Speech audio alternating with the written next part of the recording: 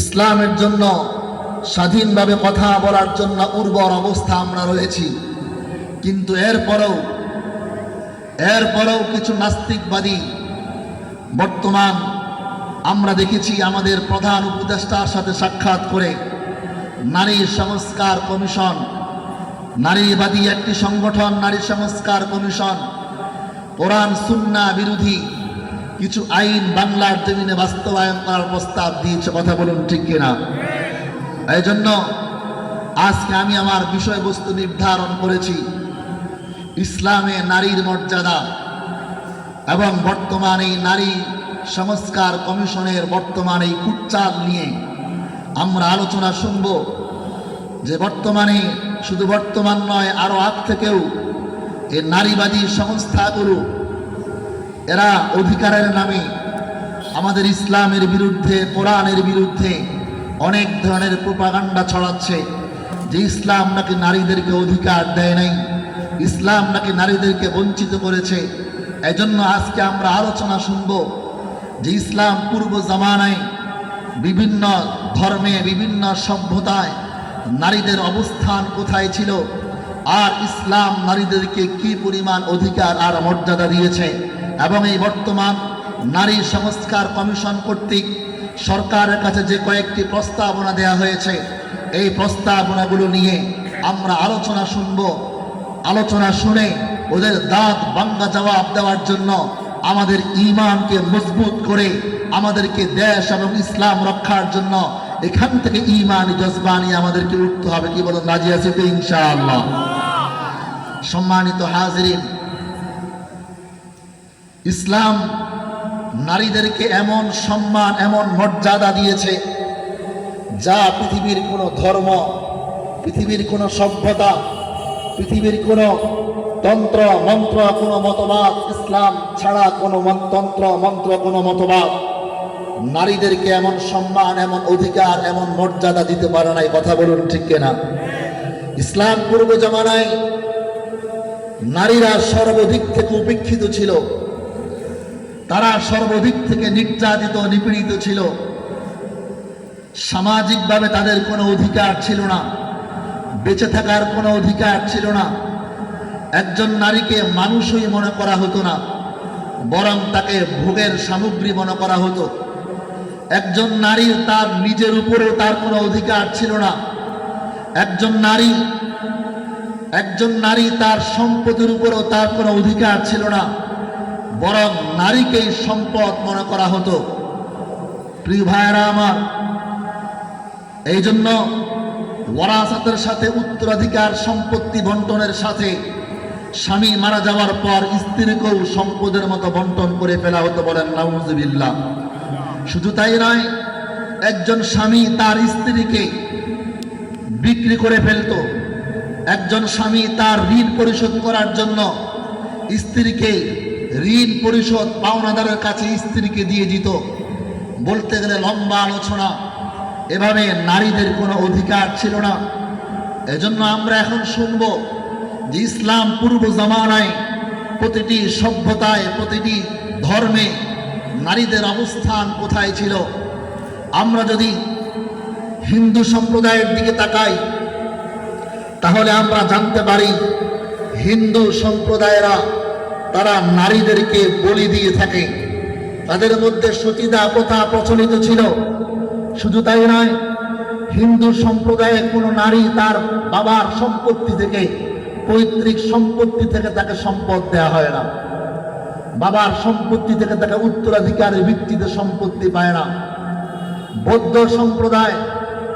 বৌদ্ধ সম্প্রদায়েরা এরা মনে করে যে নারীরাই হলো সমস্ত পাপের মূল। বলেন নাউজুবিল্লাহ। ইহুদিরা মনে করে যে একজন সতী সাধবী নারীর চেয়ে একজন পাপিষ্ট পুরুষ আরো হাজার গুণে ভালো। বলেন নাউজুবিল্লাহ। অর্থাৎ তাদের কাছেও একজন নারীর কোনো সম্মান নাই। ইহুদিদের কাছেও নারীর কোনো সম্মান নাই, অধিকার নাই। আর খ্রিস্টান এই ধর্মে তারা বলে যে নারীরা হলো জাহান্নামে, নরকে প্রবেশের দ্বার। বলেন নাউজুবিল্লাহ। নরকে প্রবেশের দরজা হলো নারীরা। নারীরাই হলো এদের কারণে সমস্ত ঝগড়া ফাসাদ হাঙ্গামা সমাজের মধ্যে দেশের মধ্যে তৈরি হয়। এটা হলো খ্রিস্টানদের মতবাদ। আর গ্রিকদের মতবাদ হলো, এজন্য একজন দার্শনিক গ্রিক সক্রেটিস সে বলে যে পৃথিবীতে যত হাঙ্গামা, যত ধরনের বিশৃঙ্খলা, যত ভাঙ্গন তৈরি হয় এর সব কিছুর জন্য তারা নারীকে দায়ী করে। রোমান সভ্যতায় তারা বলে যে একজন পরিবারের পরিচালক যিনি, অর্থাৎ বাবা অথবা সন্তান, বাবা অথবা ফ্যামিলির পিতা অথবা ছেলে যেই হবে, সে তার সন্তানদের উপরে, নারীর উপরে এতই নিরঙ্কুশ অধিকার রাখে যে সে মনে চাইলে স্ত্রীকে যে কোনো সময়, মহিলাকে ঘর থেকে ঘাট ধাক্কা দিয়ে বের করে দিতে পারে। এমনিভাবে মিশরীয় সভ্যতায় তাদের যখন নীল নদের পানি যখন বন্ধ হয়ে যেত, নীল নদের জোয়ার ভাটা চালু করার জন্য তারা কুমারী মেয়েকে সাজিয়ে গুজিয়ে একটা কুমারী মেয়েকে জবাই করে বলি দিত। হযরত ওমর ফারুক রাদিয়াল্লাহু তাআলা আনহুর জামানায় এভাবে যখন নীল নদের পানি বন্ধ হয়ে গিয়েছে, তারা ওমর ফারুক রাদিয়াল্লাহু তাআলা আনহুর কাছে যখন এই সংবাদ গেল যে তারা এই কুমারী মেয়েকে সাজিয়ে গুজিয়ে তাকে বলি দেওয়া হবে, এরপরে পানি চলে আসবে, ওমর ফারুক রাদিয়াল্লাহু তাআলা আনহু একটা চিরকুটের মধ্যে, কাগজের মধ্যে লিখে পাঠালেন, নির্দেশ দিলেন নীল নদের পানিকে, হে নীল নদের পানি, যদি তুমি আমার আল্লাহর নির্দেশে প্রবাহিত হও তাহলে তুমি আমার এই কাগজ পাওয়া মাত্রই প্রবাহিত হয়ে যাবে, আর যদি তুমি শয়তানের নির্দেশে প্রবাহিত হও তো তোমার পানি আমাদের দরকার নাই। হযরত ওমর ফারুক রাদিয়াল্লাহু তাআলা আনহুর এই চিরকুট যখন গিয়ে নীল নদে নিক্ষেপ করা হলো, সাথে সাথে পানি প্রবাহিত হতে আরম্ভ করেছে। সুবহানাল্লাহ। প্রিয় ভাইরা আমার, আমি বলছিলাম যে হিন্দু ধর্মে নারীদেরকে বলি দেওয়া হয়, বাবার সম্পত্তি থেকে অধিকার পায় না। বৌদ্ধ ধর্মে নারীদেরকে সমস্ত পাপের মূল মনে করা হয়। ইহুদি ধর্মে নারীদেরকে বলা হয়ে থাকে যে একজন সতী সাধবী নারীর চেয়ে একজন পাপিষ্ট নারী, একজন পাপিষ্ট পুরুষ হাজার গুণ উত্তম। খ্রিস্টান ধর্মে নারীদেরকে জাহান্নামে প্রবেশের দ্বার মনে করা হয়। গ্রিক সভ্যতায় নারীদেরকে বলা হয় সমস্ত ফাসাদের ভাঙ্গনের মূল নারীদেরকে মনে করা হয়। এবং রোমান সভ্যতায় নারীদের উপরে পুরুষদের একচ্ছত্র অধিকার, কোনো ধরনের তাদের সম্মান নাই, অধিকার নাই। আর আরব সভ্যতায় আমরা তো সকলেই জানি, আরব সভ্যতায় জাহিলি জামানায় নারীদের বেঁচে থাকার কোনো অধিকার ছিল না। কন্যা সন্তান জন্ম হলেই তাকে জীবিত অবস্থায় দাফন করে ফেলা হতো। সমাজের মানুষ তাকে ক্রিটিসাইজ করত, উপহাস করত। আমার আল্লাহ পাক রব্বুল আলামিন কোরআনুল কারীমের সূরাতুন নাহলের 58 এবং 59 নম্বর আয়াতে আল্লাহ পাক রব্বুল আলামিন বলছেন, وَإِذَا بُشِّرَ أَحَدُهُم بِالْأُنثَى ظَلَّ وَجْهُهُ مُسْوَدًّا وَهُوَ كَظِيمٌ يَتَوَارَى مِنَ الْقَوْمِ مِنْ سُوءِ مَا بُشِّرَ بِهِ أَيُمْسِكُهُ عَلَى هُونٍ أَمْ يَدُسُّهُ فِي التُّرَابِ أَلَا سَاءَ مَا يَحْكُمُونَ الله أكبر। আর জোরে বলি আল্লাহু আকবার। আল্লাহ রাব্বুল আলামিন বলেন, وَإِذَا بُشِّرَ أَحَدُهُم بِالْأُنثَى, আরবের জাহিলি জামানায় যখন কোনো ব্যক্তিকে কন্যা সন্তান হওয়ার সুসংবাদ দেওয়া হতো, যাল্লা ওয়াজহুহু মুসওয়াদ্দা, ওই ব্যক্তির চেহারা মলিন হয়ে যেত, চেহারা কালো হয়ে যেত। যাল্লা ওয়াজহুহু মুসওয়াদ্দা ওয়া হুয়া কাযীম ইয়াতাওয়ারা মিনাল কওমি মিন সুই মা বুশিরা বিহি, তাকে কন্যা সন্তান হওয়ার সুসংবাদ দেওয়ার কারণে আল্লাহর ওই বান্দা, ওই কন্যার বাবা সমাজের মানুষ থেকে লোক চক্ষুর অন্তরালে চেহারা লুকায় লুকায় চলত। সমাজে বের হতো না, রাস্তাঘাটে বের হতো না, ও দোস্ত আহবাব, একটু চিন্তা করুন যে নারী জাতির অবস্থান কোথায় ছিল, যে একটা কন্যা ভূমিষ্ঠ হওয়ার কারণে বাবা সমাজের মধ্যে চেহারা দেখাইতে পারত না, সমাজের মধ্যে চলাচল করতে পারত না, বরং চেহারা লুকিয়ে লুকিয়ে চলত, নিজেকে অপমান বোধ করত, সমাজের মধ্যে বের হতো না, কারণ সমাজের লোকেরা বের হলে তাকে উপহাস করত। আর তখন সে সিদ্ধান্ত নিয়ে ফেলত, আল্লাহ রাব্বুল আলামিন বলেন, ইয়াতাওয়ারা মিনাল কওমি মিন সুই মা বুশিরা বিহি আয়ুমসিকুহু আলা হুনিন আম ইয়াদুসুহু ফিত তুরাব। তখন সে চিন্তা করত যে এত অপমানকর অবস্থায় এই মেয়েটাকে লালন পালন করবে না তাকে জীবিত অবস্থায় দাফন করে ফেলবে। বলেন নাউযুবিল্লাহ। কোথায় ছিল নারীদের অবস্থা? হযরতে দিহইয়া কালবী রাদিয়াল্লাহু তাআলা আনহুর ঘটনা, প্রসিদ্ধ ঘটনা আমরা অনেকেই জানি, যে সমাজের উপহাসের কারণে সমাজ থেকে তাকে এত পরিমাণ কথা শোনানো হয়েছে, যার কারণে বাধ্য হয়েছেন, প্রিয় নবীজির কাছে ঘটনা বর্ণনা করেছেন, যার কারণে বাধ্য হয়ে নিজের কন্যাকে, যেই মেয়েটা বাবার সাথে খেলাধুলা করত, বাবার কপালে চুমু দিত, বাবার শরীর থেকে ঘাম বের হলে মুছে দিত, এমনকি যখন সে তাকে জীবিত দাফন করার জন্য মরুভূমিতে নিয়ে গিয়েছিল, যখন গর্ত খনন করতেছিল, মেয়েটা বাবার সাথে ওই গর্ত থেকে মাটি উঠাচ্ছিল, যখন গর্ত খনন করার কারণে দিহইয়া কালবীর কপাল থেকে ঘাম বের হচ্ছিল, মেয়েটা বাবার ওড়না দিয়ে বাবার কপালের ঘামগুলো মুছে দিচ্ছিল, এরপরেও সমাজ তাকে এতটাই তিক্ত করে ফেলেছিল যে দিহইয়া কালবী বাধ্য হয়ে নিজের জীবিত কন্যাটাকে কবরের মধ্যে ধাক্কা দিয়ে ফেলে দিয়ে মাটি চাপা দিয়ে চলে এসেছে। বাবা চিৎকার করে, মেয়েটা চিৎকার করে করে বলছিল, বাবা আমাকে এখান থেকে উঠিয়ে দাও, আমি তোমার কাছে আর ফিরে যাবে না, তোমার ঘরে আর আমি যাব না, প্রয়োজনে ভিক্ষা করে খাবো, তোমার কাছে আমি আর যাব না। দিহইয়া কালবী বলেন যে, ইয়া রাসূলুল্লাহ, সমাজের কারণে আমি ওই দিন এত পাষাণ হয়ে গিয়েছিলাম, আমি আমার জীবিত কন্যাটাকে নিজ হাতে নিজের সামনে মাটির মধ্যে আমি দাফন করে চলে এসেছি। চিন্তা করেন সামাজিক অবস্থা কি পরিমাণ খারাপ ছিল যে একজন বাবা নিজের কন্যাকে জীবিত অবস্থায় দাফন করে ফেলতে পারে। এমনই কঠিন সময় আল্লাহ পাক রব্বুল আলামিন সারা পৃথিবীর জন্য মানবতার মুক্তির দূত হয়ে, মানবতার মুক্তির দূত করে আল্লাহ পাক রব্বুল আলামিন নারী পুরুষ সারা পৃথিবীর সমস্ত প্রাণী জগতের জন্য রহমত করে আল্লাহ তাআলা আমার আপনার নবীকে এই দুনিয়ায় পাঠিয়েছেন। বলি সুবহানাল্লাহ।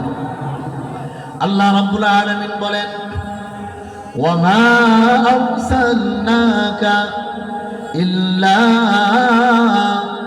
রাহমাতাল লিল আলামিন।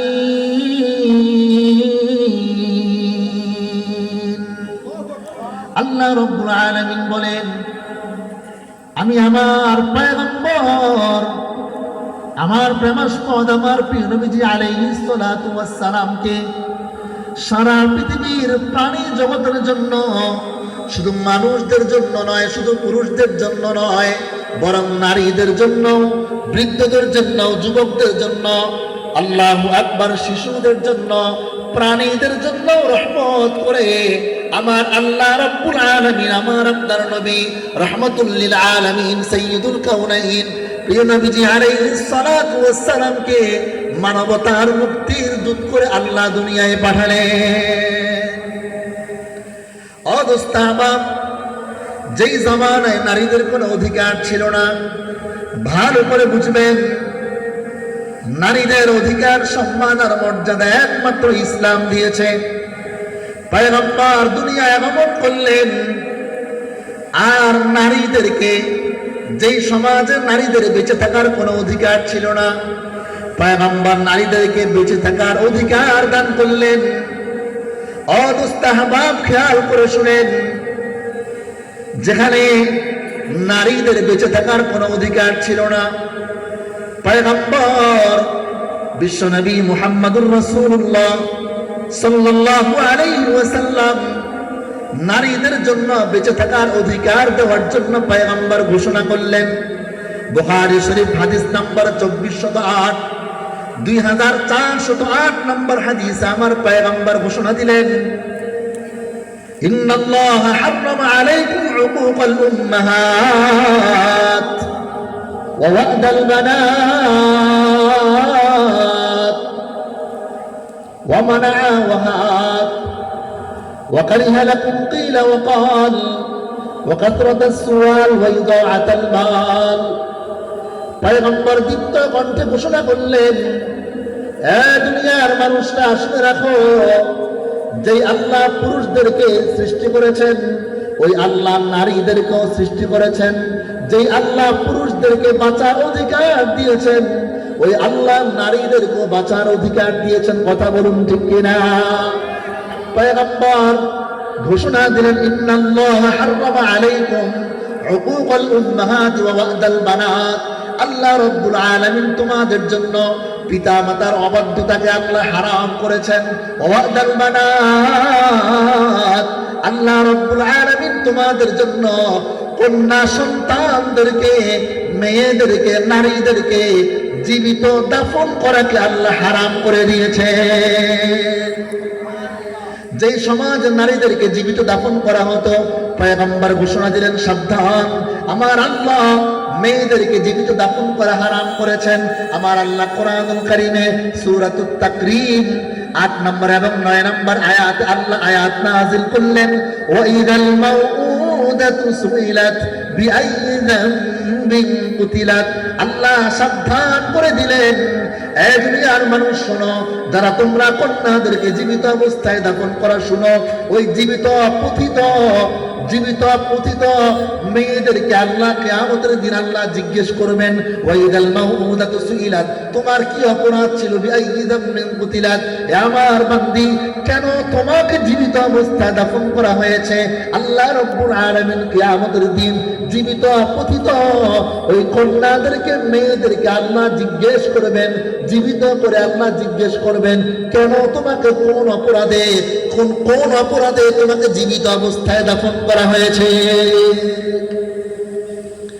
তাহলে পয়গম্বর জীবিত দাফন করাকে হারাম ঘোষণা করলেন।